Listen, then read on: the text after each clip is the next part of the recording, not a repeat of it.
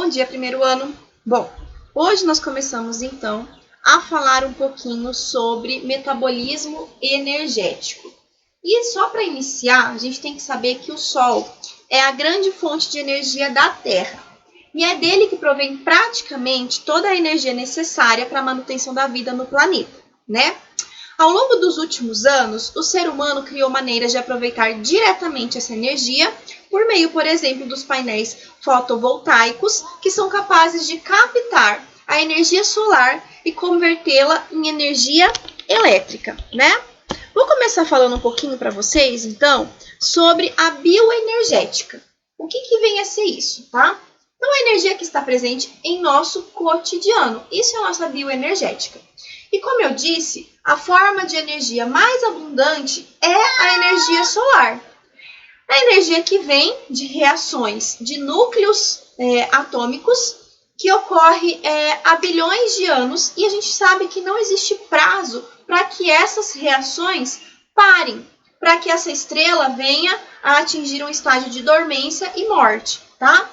Essa é a forma, então, de energia que alimenta praticamente todo o planeta Terra e é dela que nós extraímos, por meio dos geradores solares também, energia elétrica, que permite o funcionamento dos aparelhos eletrônicos, né?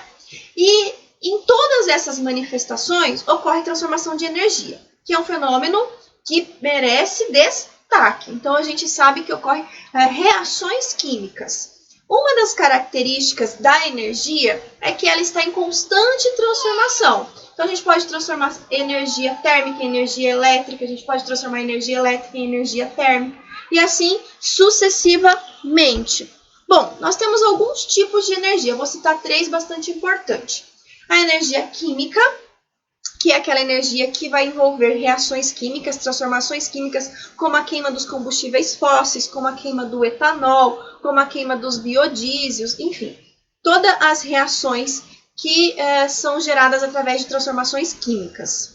A energia térmica, que é aquela energia que vai envolver calor, que é, como, por exemplo, a energia elétrica que converte em energia térmica, ou vice-versa, quando você acende o seu fogão elétrico, você está convertendo energia elétrica em energia térmica, né? E a energia nuclear, que é a energia liberada da quebra ou da fusão de núcleos ou átomos, que é o que acontece dentro da nossa estrela maior, que é o Sol, tá? Os seres vivos, eles têm estrutura bem complexa, tá? E também necessitam dessa energia para se manterem vivos. E isso representa um enorme gasto energético. Além da energia necessária para a manutenção de toda a sua estrutura corporal, os seres vivos também empregam a energia na produção de moléculas orgânicas muito complexas e ricas em energia química. Também no transporte de materiais dentro do seu corpo para dentro das células e vice-versa. Na execução de todos os movimentos, na manutenção da temperatura corporal. Então, a gente tem que manter o corpo em determinada temperatura para que o metabolismo funcione adequadamente, né? Então, na natureza, aquilo em que não há vida vai ter um menor nível de organização. Já o que tem vida, todos os seres vivos, são estruturas complexas, tá? Os seres vivos, então, são grandes transformadores de energia. E a gente sabe que na natureza, a energia ela não pode ser criada e nem destruída, mas ela está constantemente sendo transformada, tá? Então, esse tipo de questionamento a gente vai conseguir responder a partir da bioenergética, tá? Então, essa bioenergética é o estudo da obtenção do uso de energia pelos seres vivos. E como que os seres vivos vão obter energia? Através do processo de fermentação ou de respiração celular, tá? Bom, vamos falar então agora de 2 moléculas energéticas bastante importantes, que é a glicose e o ATP. Bom, então vamos falar um pouquinho dessas moléculas energéticas. Vamos começar então falando da glicose, que é um combustível celular. Por quê? Porque ela fornece energia para todos os trabalhos celulares e metabólicos, tá? Então, ela é um carboidrato do grupo dos monossacarídeos E a molécula desse açúcar é constituída por 6 átomos de carbono, 12 de hidrogênio e 6 de oxigênio. E toda a energia dessa molécula está presente nas suas ligações químicas, tá? Embora ela não seja a molécula mais energética que a gente tem à disposição dos seres vivos, o que ela se destaca? Ela se destaca porque existe muita glicose na natureza, principalmente no componente do amido e também da celulose, que são carboidratos muito comuns na natureza, tá? E também a glicose, quando ela sofre a sua quebra, ela libera como degradação dois processos bioenergéticos sem muita toxicidade e também de fácil eliminação, que é o gás carbônico e a água, tá? Além da glicose, a gente tem gliceraldeídos, que são também lipídios que podem ser utilizados como fonte de energia para as células, mas não tão frequentes como é o caso da glicose, tá? Bom, uma das possíveis vias metabólicas da glicose é a respiração celular. A gente sabe disso, que ela é utilizada na respiração celular. E é um processo pelo qual vai gerar muito ATP, muita energia. Então, o ATP na respiração celular é produzido em abundância. Outra via é a fermentação. Só que a quantidade de ATP produzida na fermentação é menor, tá? Mas o que é o ATP? O ATP é uma molécula que a gente chama de adenosina trifosfato, ou seja, é uma molécula menor que a glicose, tá? E ela tem 3 átomos de fósforo. O ATP, na verdade, ele é um nucleotídeo modificado do RNA. E ele tem a função de atuar como se fosse uma pequena bateria que vai liberar doses controladas de energia para a célula, tá? Na ligação química que mantém esse último fosfato, uma grande quantidade de energia armazenada, que é de mais ou menos 7,3 quilocalorias por mol. Então, as moléculas de ATP, elas são encontradas dentro de todas as células vivas, sem exceção. Isso sugere que essa molécula de ATP, ela tenha surgido antes mesmo da vida. E ela foi se conservando durante todos esses bilhões de anos de evolução sem nenhuma alteração, tá?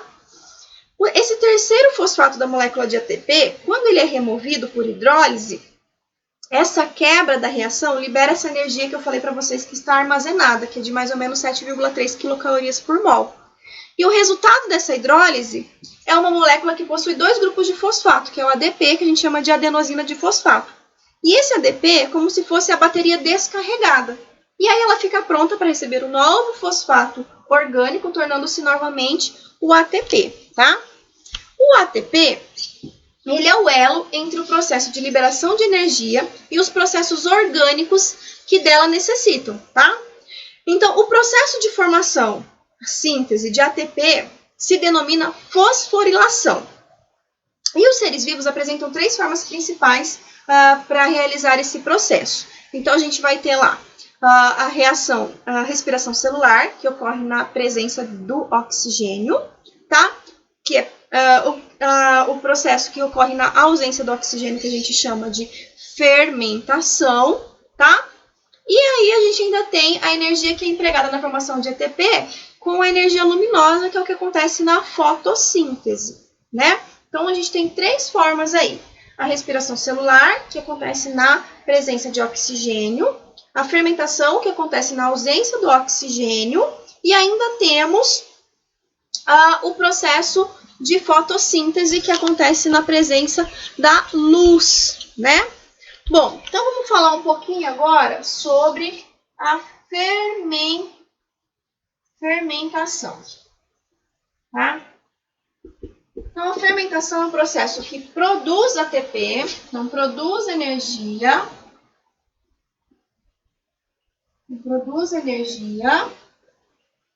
ATP, na ausência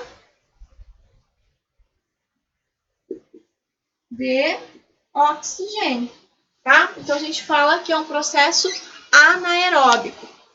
Geralmente, quem faz isso são as bactérias e os fungos, tá? Também é possível ocorrer dentro do nosso corpo quando os músculos trabalham excessivamente com uma sobrecarga e aí falta oxigênio.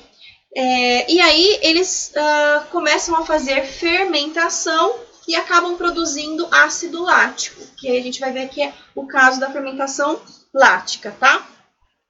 A fermentação, ela ocorre integralmente no hialoplasma da célula, que é aquela substância gelatinosa que forma o citoplasma, tá? E ela envolve etapas de degradação da molécula de glicose em reações químicas que são catalisadas por enzimas e sem a participação do oxigênio, tá? Então, nós vamos estudar dois tipos de fermentação. Nós vamos estudar primeiro a fermentação alcoólica, que vai ser essa fermentação alcoólica. Vamos lá. Essa fermentação alcoólica é quando vocês têm a molécula de glicose sendo quebrada em duas moléculas de etanol mais duas moléculas de gás carbônico mais 2 ATPs. Então, o que a gente tem aqui, ó? A glicose que produziu etanol. O etanol é um álcool. Por isso que a gente fala em fermentação alcoólica, tá? Então, a fermentação alcoólica ela é realizada por micro-organismos ou por enzimas isoladas que têm grande importância para os seres humanos em vários aspectos. Por exemplo, na produção do vinho, a partir do suco da uva, que é um suco rico em açúcar, a frutose, e é armazenado em tonéis na ausência de ar, daí acontece a produção do vinho. Os fungos presentes nas cascas das uvas, então, vai decompor essa frutose e vai dar origem ao álcool etílico, ao etanol. Então, aquela frutose, que é o açúcar da fruta, vai ser quebrada e vai produzir etanol, tá? E a gente tem o componente vinho. A produção de outras bebidas alcoólicas obedecem aos mesmos princípios, como outros caldos vegetais que são empregados, o paladar de cada uma delas é diferente, tá? Algumas bebidas, como o vinho e a cerveja, são constituídas pelo próprio caldo fermentado. Outras, como a cachaça, o conhaque, o uísque, eles são produzidos por destilação, o que resulta de uma bebida com maior teor alcoólico, tá? Ela é mais pura na quantidade de etanol. Como o processo se chama fermentação, as enzimas envolvidas passaram a ser conhecidas, passaram a ser chamadas de fermentos, tá? Essa designação é imprópria, uma vez que as enzimas que realizam outras atividades bioquímicas além de fermentação, elas não fazem apenas fermentação, tá? Há muito tempo foram desenvolvidas formas de isolar essas enzimas, o que permitiu a fermentação em grande escala. No caso da fabricação do pão, a glicose, quando ela produz o gás carbônico, esse gás carbônico, ele faz com que cresçam bolhas na massa e aí esse pão cresce. Então, além disso, a fermentação é utilizada na produção das massas dos pães, tá? Outro importante uso industrial da fermentação alcoólica é a produção do álcool com combustível. Então, na cana-de-açúcar, que é rica em sacarose, é produzido o etanol, que é o álcool etílico, né? E aí é utilizado como biocombustível, um combustível de menor teor poluente, tá? Então, primeiro, fermentação alcoólica, a gente vai ter uma molécula de glicose que vai ser quebrada em duas moléculas de etanol, mais gás carbônico, mais ATP. Então, ó, produziu só 2 ATPs. Então, vocês estão vendo que a quantidade de ATP produzida é baixa, tá? Fermentação alcoólica por quê? Produziu álcool, produziu etanol. A nossa próxima fermentação aí, a ser trabalhada, é a fermentação lática, tá? A gente vai ter aqui a fermentação lática.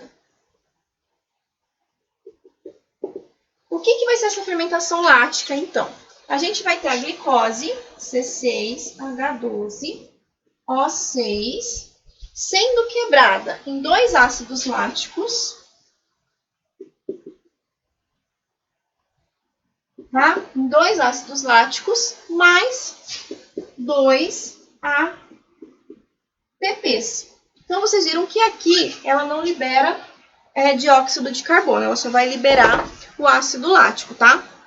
Então, é um processo de obtenção de energia feito principalmente pelos lactobacilos e, eventualmente, como eu disse para vocês lá na introdução, pelas nossas células musculares. Alguns vermes e protozoários também podem vir a realizar esse processo, tá? Então, nesse tipo de fermentação, como eu disse para vocês, não há liberação de dióxido de carbono. A fermentação lática ela tem grande importância na produção dos queijos, das coalhadas e dos iogurtes, tá? Por quê? Por ação dos lactobacilos, a lactose do leite ela é fermentada em ácido lático. E a presença dessa substância deixa o leite com um odor e sabor característicos, aquele sabor de leite azedo. E a diminuição desse pH vai provocar a precipitação da caseína, que é uma das proteínas do leite. Essas proteínas, elas tornam-se insolúveis e formam o que a gente chama de coalhada, tá? Nesse tipo de fermentação, não vai ter acúmulo de bolhas, não vai ter acúmulo de gás, porque não libera o gás carbônico, tá? Então, isso aí é importante a gente tá falando. Bom, mas indiferente do tipo de fermentação que aconteceu, se foi uma fermentação alcoólica ou se foi uma fermentação lática, o que é importante vocês saberem? Que só produziu 2 ATPs. Então, só produziu 2 moléculas carregadas de energia. E a gente vai ver que lá na respiração celular, o número de moléculas de ATPs produzido varia de 30 a 38 moléculas de ATP. Então, a produção energética na respiração celular é muito maior.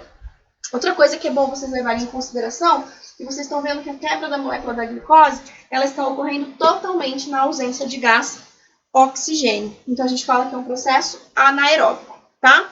Bom, pessoal, então, para essa aula, eu quero que vocês, então, façam agora o módulo, só um módulo que vai falar de fermentação, o módulo 13, tá? Então, vocês vão fazer o módulo 13, os exercícios de aplicação, e vão colocar para mim lá na nossa plataforma Mapper, no espaço que eu vou deixar reservadinho lá para você colocar a sua tarefa de hoje.